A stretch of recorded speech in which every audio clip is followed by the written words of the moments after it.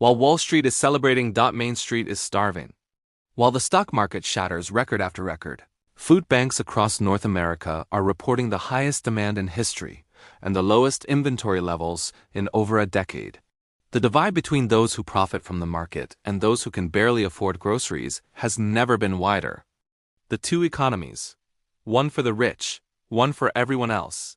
The S&P 500 just crossed another all-time high this week. Tech stocks are soaring, corporate earnings are beating expectations, and investor optimism is at full throttle.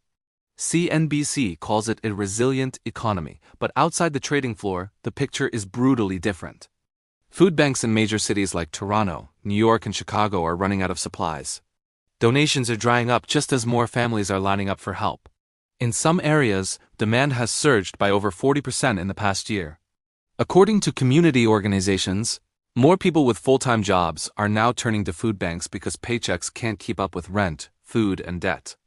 Inflation has cooled on paper, but prices remain painfully high. A dozen eggs that cost $2 before the pandemic now cost over $5. For millions of households, it's the final straw. The illusion of prosperity. Stock markets measure confidence, not comfort.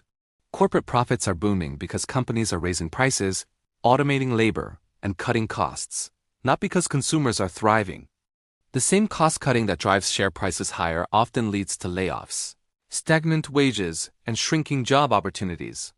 In other words, the market is thriving because people are struggling. The efficiency that investors cheer means real-world austerity for workers and families.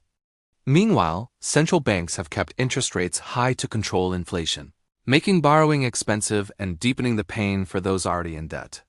Mortgages, car loans, and credit card bills have all become unbearable. It's an economy split in two, one that rewards asset owners and punishes earners. Record market, record hunger. Food insecurity is exploding even in the world's richest countries.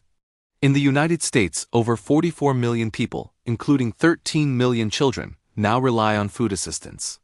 In Canada, food bank visits just hit a historic high of over 2 million per month. The biggest irony? Many food bank volunteers report that donors are pulling back, not because they don't care, but because they can't afford to give. When housing, utilities, and groceries consume most of a paycheck, generosity becomes a luxury. The wealth mirage.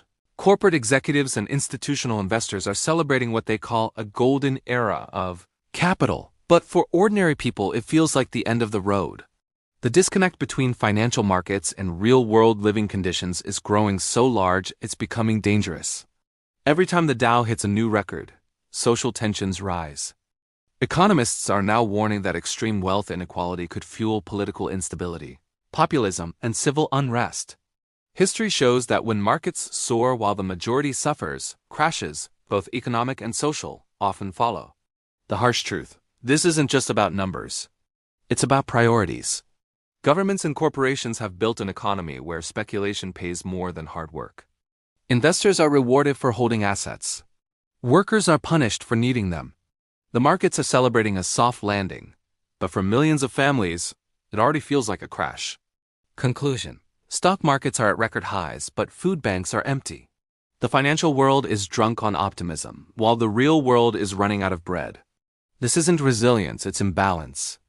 It's a warning sign that the system is running on fumes, and that beneath every market rally lies a society running out of patience. If you found this report insightful, hit like, subscribe to Financial Vlog for more no-fluff economic commentary, and turn on notifications so you never miss our next reality check from Wall Street to your wallet.